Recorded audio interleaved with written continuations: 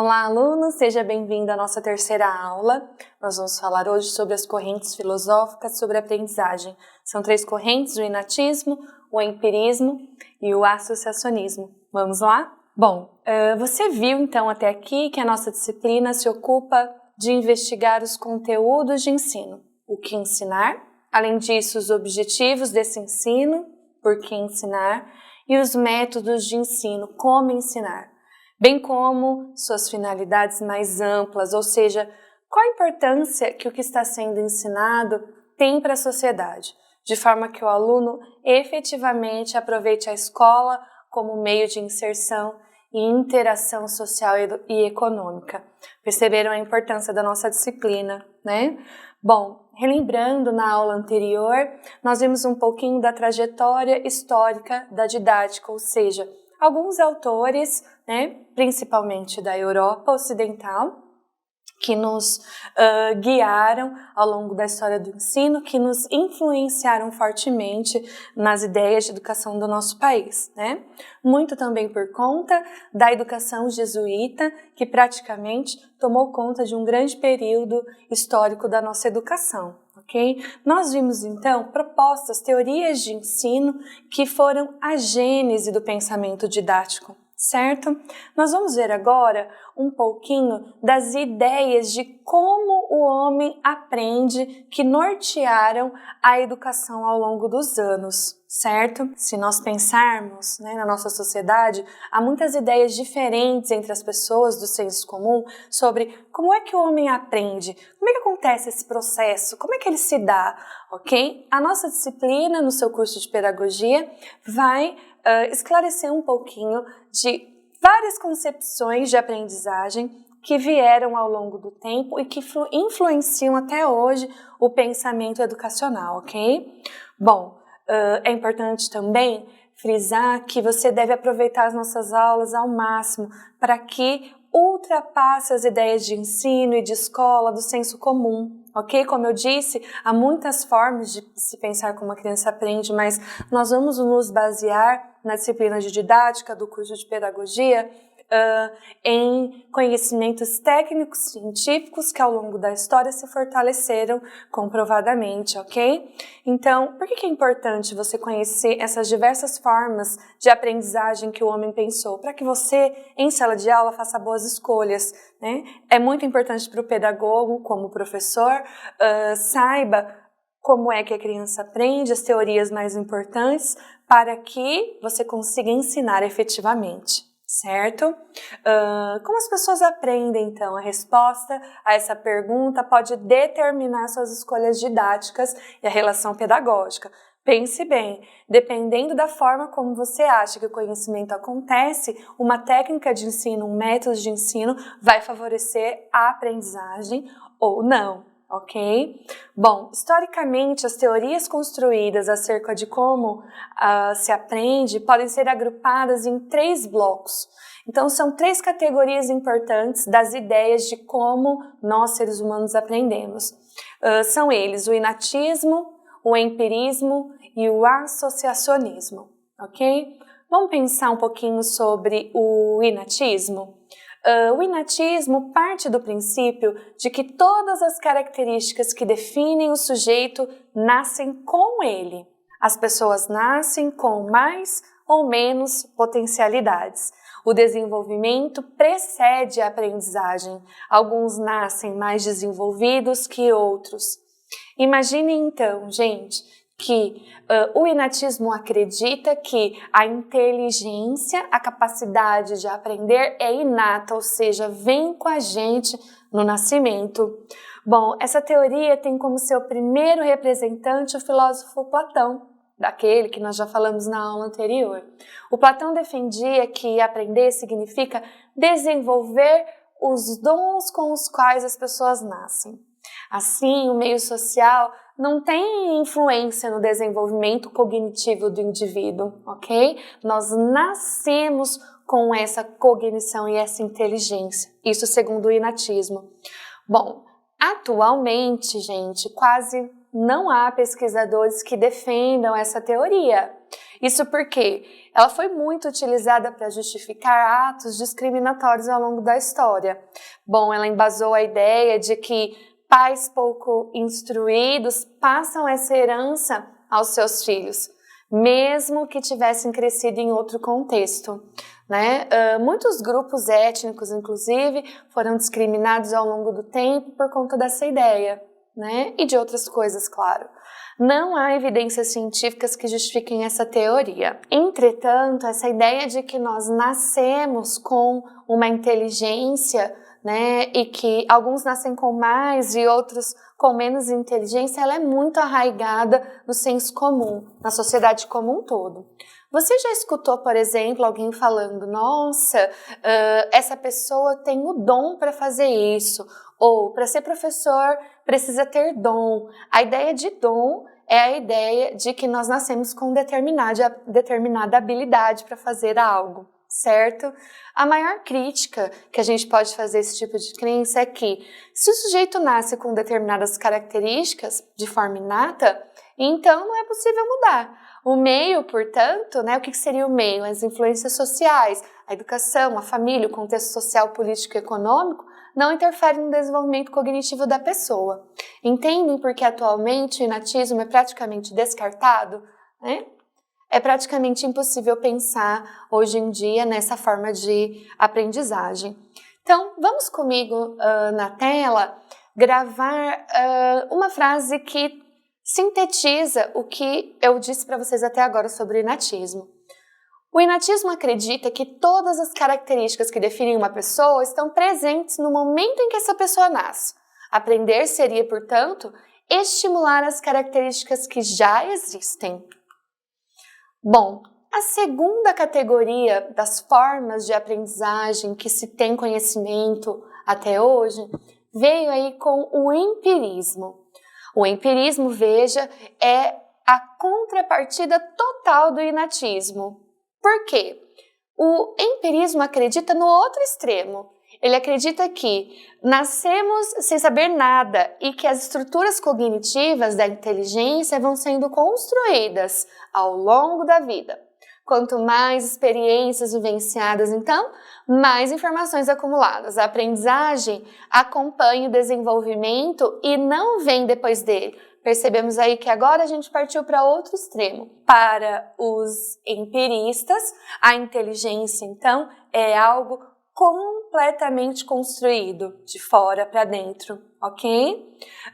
Quem é o maior representante do empirismo é o filósofo John Locke, você já deve ter ouvido falar, né? Ele nasceu no século XVII, faleceu no iniciozinho do século XVIII, e ele se contrapôs completamente ao inatismo, e ele entrou para a história como um filósofo que se dedicou a pensar como é que nós conhecemos, como é que nós aprendemos, ok? Já devem ter ouvido aquela expressão tábula rasa? Ela foi usada pela primeira vez na Grécia Antiga, mas foi o John Locke quem deu visibilidade a ela, né? Então, essa ideia de tábula rasa é o seguinte: a cognição humana é uma tela em branco a ser preenchida com informação retirada da sua própria experiência. Então, conforme o homem vive e explora o meio à sua volta, é que ele desenvolve a inteligência. Acontece, então, uma aprendizagem de fora para dentro, ou seja, o meio é quem constrói o desenvolvimento cognitivo do sujeito, ok? Para Locke, a experiência ou empiria, por isso o nome empirismo, se dá por meio dos sentidos. Então, pela visão, olfato, paladar, tato, e por meio da apreciação de um objeto. O sujeito constrói o seu conceito. Então, ao observar, ao tocar, ao sentir, nós conhecemos aquilo que desejamos. É isso para Locke. Então, a inteligência é basicamente experimentar o mundo e essa experimentação é quem vai construir a inteligência interna. Percebeu a diferença principal entre inatismo e empirismo? No inatismo, a inteligência já está dentro do sujeito e ela só é desenvolvida, ok? Para os empiristas, a inteligência é construída a partir da experiência, da observação, certo? Bom, qual é a crítica que se faz ao empirismo, né? Se conhecer simplesmente, entrar em contato com o objeto e descobrir com ele, Aprender, então, é simplesmente aprender, decorar, receber um conteúdo. Assim, descarta-se as questões subjetivas que permitem ao ser humano reconstruir o conhecimento, buscando suas próprias interpretações e respostas. Pensem comigo, então. Para os empiristas, o conhecimento está fora. Eu exploro um objeto, eu exploro um meio, eu exploro uma pessoa e assim eu conheço sobre ela, sobre o meu meio, ok? Mas os empiristas, eles não se debruçaram a pensar sobre o que está dentro da gente em relação à nossa cognição e à nossa emoção que interfere nessa aprendizagem. Eles basicamente entendem que se há exploração de algo, então há aprendizagem, mas eles não pensaram sobre algo interno que interferiria nessa aprendizagem, no aprender ou não. Percebem? Então, o empirismo se preocupa muito mais com o que está fora, tá? Então, vamos lá comigo na tela. Para resumir, o empirismo acredita que nascemos sem saber absolutamente nada e que construímos nosso conhecimento por meio das experiências. Muito bem. Aqui nós temos um quadro que relaciona as duas concepções de aprendizagem que nós conversamos nesta aula, sobre as quais nós conversamos nesta aula. Vamos fazer a leitura? Vamos lá? Bom, nós temos então o inatismo e o empirismo lado a lado, ok? Para o inatismo, o conhecimento é pré-formado e fruto do desenvolvimento biológico, certo? Nascemos com ele. Para o empirismo, o conhecimento, ele vem da experiência, captado de fora pelos sentidos. Perceberam o contraponto? Como é então a aprendizagem nessas duas formas de pensar? Para o inatismo, aprender significa armazenar informações por meio da memória. Para os empiristas, é alterar comportamentos a partir da experiência. Então, a partir das vivências que eu tenho com o mundo, elas é que causam uma alteração dentro de mim e fazem com que eu aprenda. Para os inatistas, o ensino é simplesmente a exposição de conteúdos pelo professor, ok?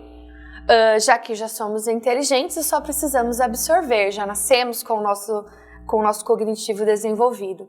Para os empiristas, o que é o ensino? Controlar o ambiente para levar o aluno a viver uma experiência. Então, é o professor quem determina como é que a experiência vai acontecer e o que o aluno vai aprender, já que a aprendizagem se dá de fora para dentro. E como avaliar, né? Como saber se há aprendizagem nos dois casos? Bom, para os inatistas, a avaliação é mensuração da quantidade de informações retidas pelo aluno. Então, se nós já somos inteligentes e nascemos com as nossas capacidades cognitivas todas intactas, aprender significa reter informação. Avaliar se aprendeu ou não significa saber a quantidade de informações retidas. Já para o empirismo, a avaliação significa mensuração de respostas modificadas e comportamento alterado. Então, quanto mais nós respondemos com o nosso comportamento modificado ao que o meio nos oferece, então quer dizer que nós aprendemos. Se o nosso comportamento se modificou a partir da nossa experiência, então quer dizer que nós aprendemos. Ficou claro? Ótimo! Essas três concepções de ensino, a partir do início do século XIX, alguns pensadores começaram a considerar e a investigar o impacto do meio e das relações sociais no ensino e na aprendizagem. Percebam que, tanto no empirismo quanto no inatismo, se desconsidera a relação de um ser humano com o outro, de um sujeito com o outro, e o que isso interfere na nossa aprendizagem. Percebem que no inatismo, a aprendizagem, a inteligência já está em nós, ok? É uma habilidade inata. Já para os empiristas, basta que a gente experimente aquilo que a gente quer aprender. Nenhuma das duas concepções se debruçaram a pensar sobre as relações estabelecidas entre as pessoas e o que essas relações influenciam na aprendizagem, ok? O que aconteceu? A partir do século XIX, a psicologia começou a se firmar as suas teorias e começou a se firmar como ciência, e aí passou a embasar também as formas de aprendizagem. Então, com o embasamento da psicologia, as teorias de aprendizagem começaram a ganhar um outro caráter. A partir da psicologia, começou-se a pensar na influência das interações sociais na formação do indivíduo. O que a relação entre as pessoas tem a ver com a aprendizagem, ok? Bom, a partir daí, novas formas de se conceber a aprendizagem e também o ensino passaram a figurar, ok? A partir daí, a principal forma de se conceber a aprendizagem que se consolidou como teoria foi o associacionismo. Bom, a educação para os associacionistas acontece por meio de um estímulo e de uma recompensa. Por exemplo, os pais recompensam seus filhos com uma sobremesa caso estes comam um alimento saudável oferecido durante a refeição. Caso não comam verduras e legumes, não ganham a sobremesa, ok? Dessa forma, o resultado esperado é que os filhos compreendam a relação que existe entre o estímulo, ok? E a recompensa, entendendo as consequências positivas e negativas dessa relação e passem a dar respostas positivas a tais estímulos, certo? O estímulo, então, seria comer a verdura. A recompensa seria a sobremesa. Compreende, então? Se o filho reconhece que comer as verduras e legumes vão levá-lo a comer a sobremesa depois, ele teve seu comportamento alterado por outra pessoa, por meio de estímulo e recompensa. Isso seria aprendizagem para os associacionistas. Deu para entender? O associacionismo, ele foi, vamos dizer assim, a semente, a gênese de uma outra forma de entender a aprendizagem, que é o comportamentalismo. Nós vamos estudar o comportamentalismo na nossa próxima aula, e o comportamentalismo foi mais além. Ele previu como poderíamos ensinar as pessoas com base nessa teoria associacionista e desenvolveu métodos, a gente vai ver na aula 4, tá? Bom, você pode se perguntar, se aprender depende de algo tão simples e mecânico como oferecer uma recompensa para um determinado comportamento, né? Será que quando você era criança, possivelmente, a sua professora fazia um elogio no seu caderno, colocava uma estrelinha, esperando que você continuasse a aprender e a esforçasse para isso? Será que essa estrelinha fazia com que você aprendesse todas as outras coisas, até mesmo aquelas coisas que você tinha mais dificuldade? Então, a carinha feliz que ela fazia, ou a estrelinha, ajudava você em todas as questões de aprendizagem ou no comportamento específico? Pense.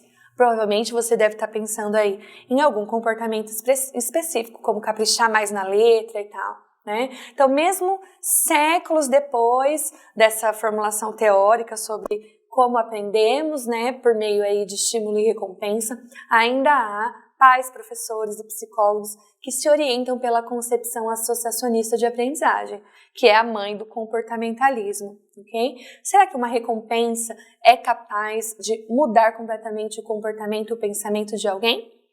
Será? A gente vai ver um pouquinho mais sobre as teorias futuras que vieram após aí o associacionismo. Então, vamos concluir, vamos ver comigo na tela. Inatismo, empirismo e associacionismo são correntes filosóficas que postulam a forma como as pessoas aprendem, não são métodos de ensino. Então, essas três formas de pensar que se consolidaram aí na Europa, né, a partir do século XVI, elas não propuseram formas de ensinar. Elas só se debruçaram, por meio de seus filósofos, pensadores e psicólogos, se debruçaram a entender como é que o sujeito aprende. Tudo bem? Bom, na próxima aula nós vamos conversar especificamente sobre o comportamentalismo, ok? Eu vejo você lá.